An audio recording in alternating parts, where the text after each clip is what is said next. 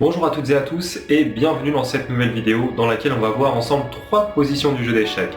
Je rappelle pour ceux qui veulent prendre des cours que vous pouvez encore vous inscrire aux séances de cours individuelles en m'envoyant directement un message dans le lien de la description de cette vidéo. Voilà.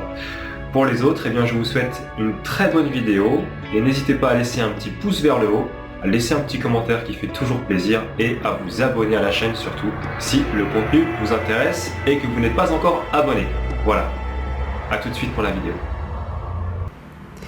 Donc sur cette première position, on va voir une combinaison basée finalement sur l'exploitation d'une fourchette avec ce cavalier, puisque l'on voit que le roi noir n'a finalement que quelques cases de jeu, donc on peut les mettre directement en jaune.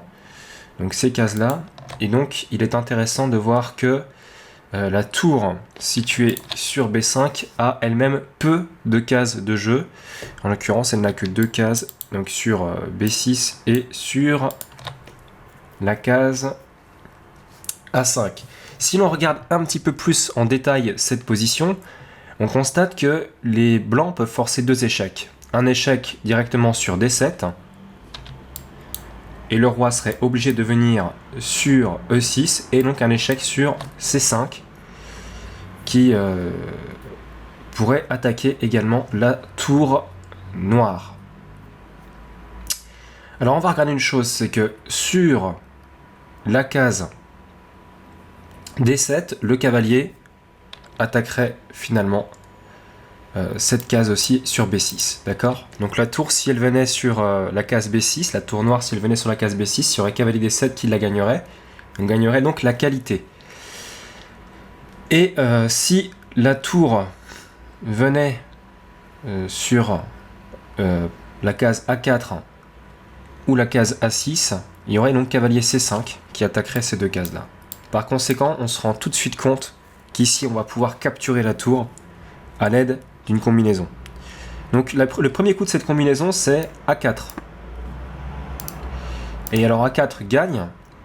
Pourquoi? Parce que si tour prend B3 est joué, alors il y aura cavalier D7, premier échec, forçant le roi noir à venir sur la case E6, et ici cavalier C5 échec, qui donc gagnerait la tour. C'est la première variante. Bien évidemment, après A4, les noirs ne vont pas jouer le coup tour prend B3. Ils vont jouer tour A5 et il n'y a pas encore de fourchette après tour A5. Et donc c'est pour ça qu'on va jouer B4. Et là, si l'on regarde la position, ici c'est pris par le pion, ici c'est pris par les 2 pions, et il nous reste finalement que 2 cases de jeu, la case A6 et la case A4. On constate donc aisément qu'après soit tour prend A4, soit tour A6, peut-être tour A6 est meilleur puisqu'on pourra récupérer le cavalier, vont s'en suivre les 2 échecs, donc cavalier D7, roi E6 et cavalier C5, gagnant la tour noire et donc gagnant la partie. Voilà pour cette première position. Dans cette position, c'est également une attaque introduite par le cavalier et l'utilisation finalement de ce cavalier bien placé là sur cet avant-poste en F6 qui va permettre ici au blanc de prendre un avantage décisif en développant une combinaison basée sur l'attaque du roi adverse. Donc le premier coup finalement de cette combinaison, c'est le coup cavalier E8. Alors cavalier E8 attaque les 3 cases C7, D6 et G7, donc la dame noire est attaquée et doit s'enfuir.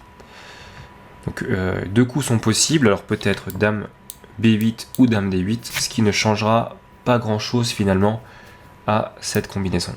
Dame B8 attaque donc le cavalier sur E8. Ce cavalier est très intéressant puisque une fois placé sur D6, il va retirer toute case de retraite au roi noir.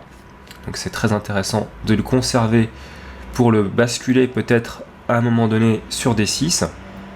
Et donc ici, pour protéger le cavalier finalement et ne pas perdre de temps, on va jouer le coup dame H2 qui menace l'enfilade sur H5 si jamais la dame noire venait malencontreusement à prendre le cavalier sur E8. Donc après ce coup, finalement, les noirs ont le choix entre deux idées pour essayer de tenir un petit peu, qui sont soit roi F7, soit roi H7. Alors on va tout de suite voir ce qui se passe sur roi H7 et on va comprendre que ce coup n'est simplement pas possible, puisqu'après cavalier F6, eh bien tout simplement on aura des réseaux de maths introduits par la menace fou prend H6 ou parfois même dame prend H6.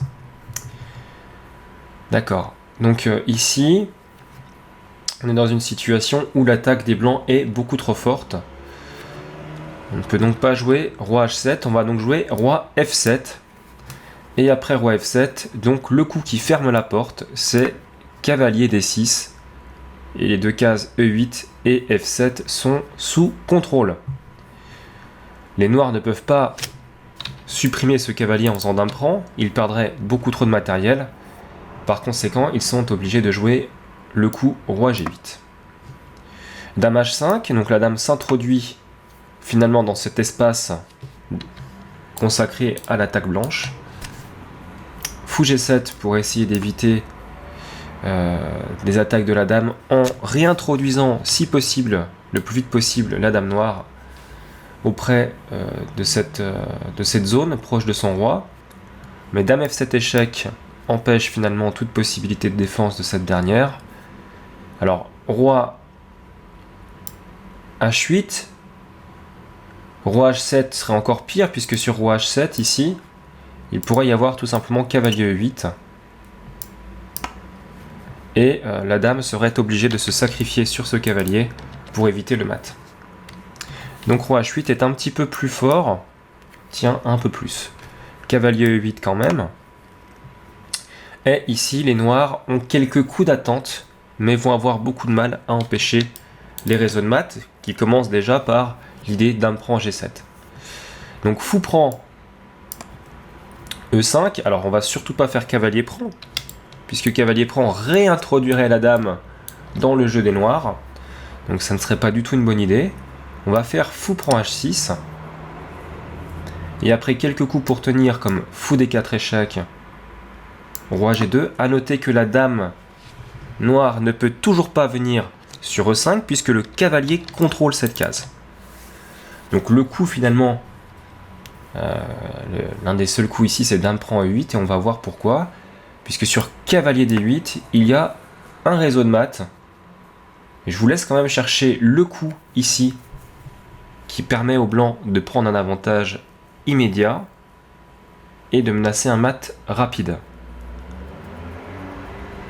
Alors ce coup c'est fou G7 échec. Donc on constate que si le fou noir prend, il y aura dame prend mat. Donc ce coup n'est pas possible, on va jouer roi H7. Et ici, dame H5. Donc on soustrait la dame de la case F7 sur laquelle elle est menacée par le cavalier en D8. Donc roi G8.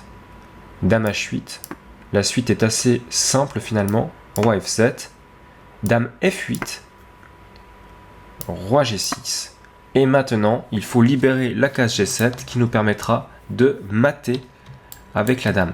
On va donc faire fou prend D4 en continuant de menacer le mat directement sur cette case G7.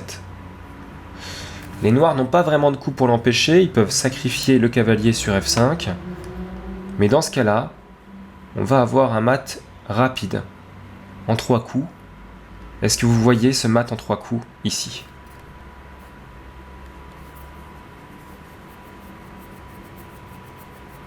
Donc dame F6, premier coup, roi H7, dame H8, deuxième coup, roi G6. Et là, je vais vous demander de chercher le mat en 1. En vous montrant quand même les cases contrôlées. Donc ça c'est contrôlé par le pion, ces cases-là sont contrôlées par le fou, ici, par le pion ici donc.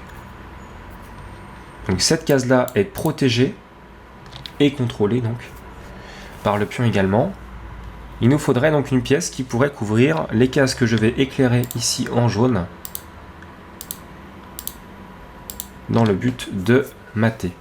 Quelle pièce pourrait, à votre avis, exercer ce mat?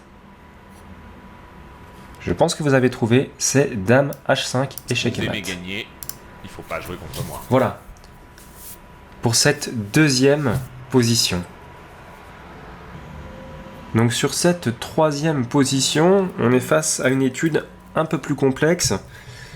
Alors Botvinnik a dit que dans les études, la compréhension positionnelle n'aidait pas, mais c'était vraiment le calcul pur de variantes qui permettait de l'emporter.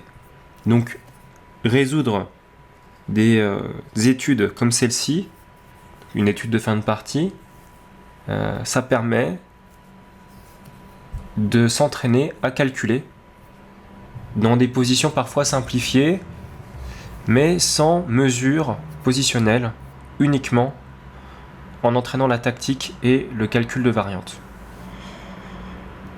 Donc cette position a été créée par Kubel et elle a obtenu le 3e prix en 1927.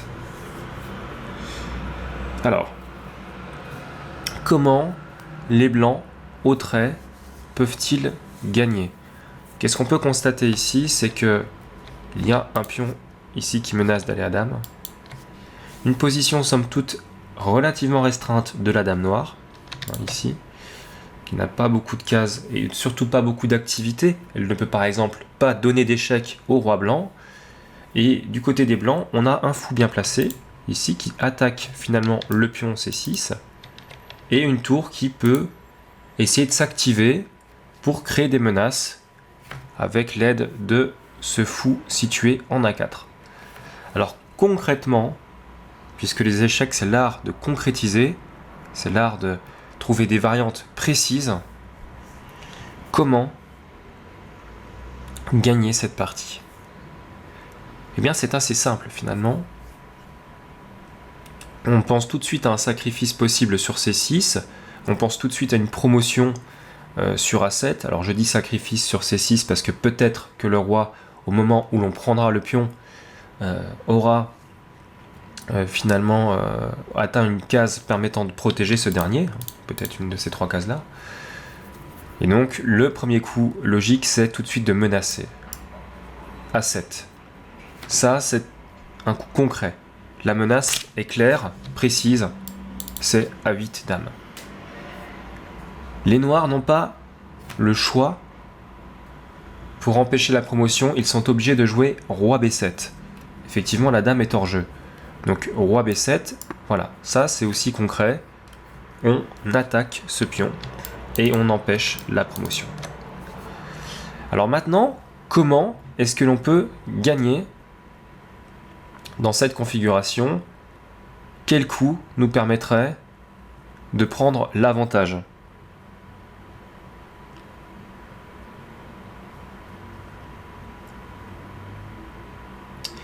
Regardons quelque chose.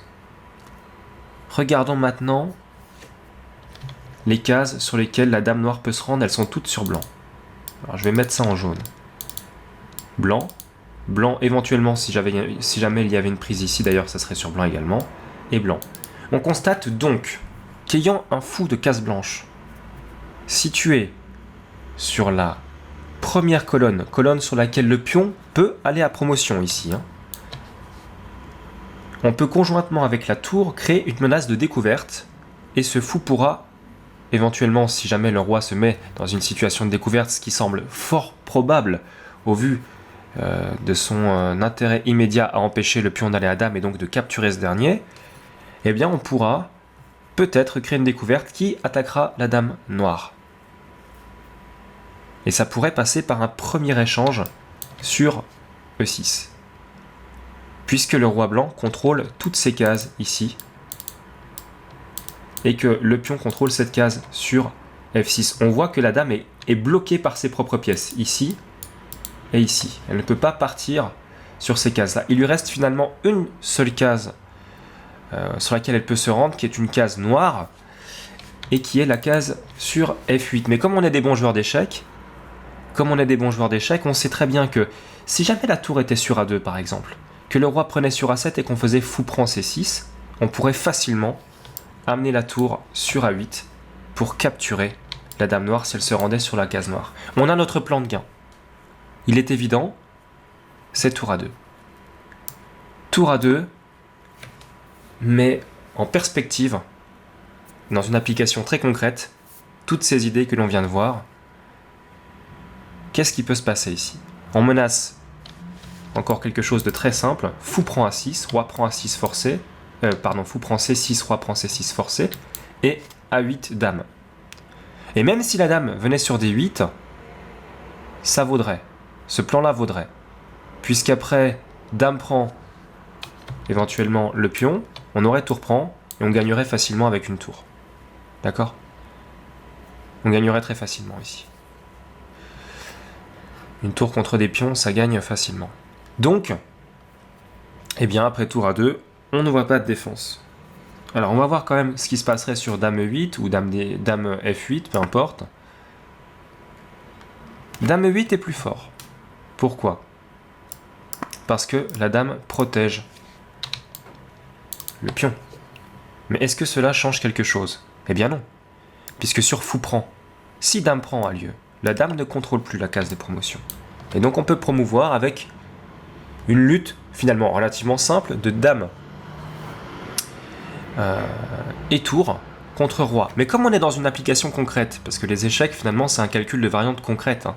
Les idées générales sont utiles pour élaborer des plans, mais il faut quand même calculer des variantes concrètes derrière pour gagner. Et ça c'est obligatoire, indispensable. Et donc ici il y aura un gain avec promotion en dame, échec, roi ici, regardez bien cette case, elle n'est pas disponible. Tour échec, on va mater. D'accord? Ça c'est du concret. Donc, dame E8 ne change rien, fou prend C6 gagne. D'accord. Mais alors sur roi prend A7, qu'est-ce qui se passe? À votre avis, comment est-ce qu'on gagne ici? Bien c'est assez simple, on fait pion prend. Et là on constate. Donc il y a une découverte en attente. Hein, à statuer on va dire. Quelles sont les cases noires quelles sont les cases disponibles pour la dame noire? Case noire, il n'y en a qu'une seule, c'est F8. On a vu que ça va pas parce qu'on fait fou prend F6, roi B8 forcé, et tour A8 va capturer la dame. D'accord? Donc cette case noire n'est pas disponible. Donc on n'a que des cases blanches. Et que des cases blanches accessibles au fou ici. Par exemple, la case E8, on a fou prend C6 qui va capturer la dame. N'oubliez pas qu'il y a échec, hein, la tour est face au roi. Si dame prend E6, pareil, on a fou B3 échec et on va capturer la dame. Si dame G6, pareil, on a fou C2 qui va capturer la dame. Et enfin, si dame H5, la dame ne peut pas couvrir puisqu'on a le pion sur E5. Hein. Regardez, c'est très intéressant ça. Donc, fou D1 échec, la tour exerce toujours son échec sur le roi noir, et le fou va capturer la dame. Et si on regarde un petit peu plus en détail, la case F6, elle est contrôlée par le pion sur E5. Ces trois cases-là sont contrôlées par le roi. Et finalement, la case ici sur F1 serait perdante également puisqu'il y aurait fou B5 échec capturant la dame. Il reste une case.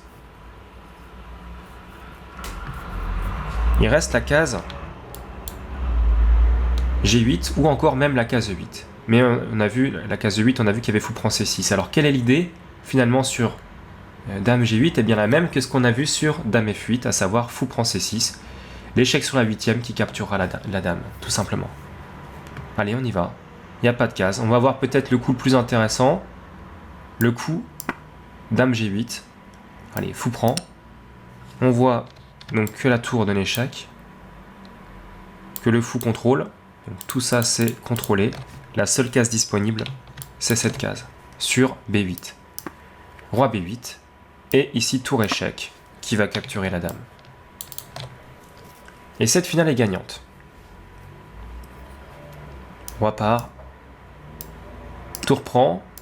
Roi prend. Et je peux vous assurer qu'elle est gagnante cette finale. Simplement avec tour prend. On peut même donner tous les pions. Si on veut. Je ne dis pas que c'est le meilleur coup, mais si on veut. Voilà. Et ici, vous savez que cette finale, roi et tour contre roi, gagne systématiquement. Si jamais la tour ne peut pas être en prise et si jamais le roi adverse n'est pas en situation de patte. C'est pas le cas ici, donc cette finale est gagnante. Voilà pour cette troisième position. Voilà, cette vidéo est terminée. J'espère vraiment qu'elle vous a plu. Si c'est le cas, n'hésitez pas à laisser un petit pouce vers le haut, un petit commentaire, j'essaierai d'y répondre, et aussi de vous abonner à la chaîne si vous êtes intéressé par le contenu que je produis. Je vous rappelle donc que je donne des cours d'échecs et que vous pouvez donc vous inscrire directement à ces sessions de cours en m'envoyant un mail dans le lien directement présent dans la description de cette vidéo ou en me donnant votre email dans l'annotation qui est juste ci-dessous. Voilà. Donc je vous souhaite à tous une très bonne journée et je vous dis à très bientôt pour de nouvelles vidéos.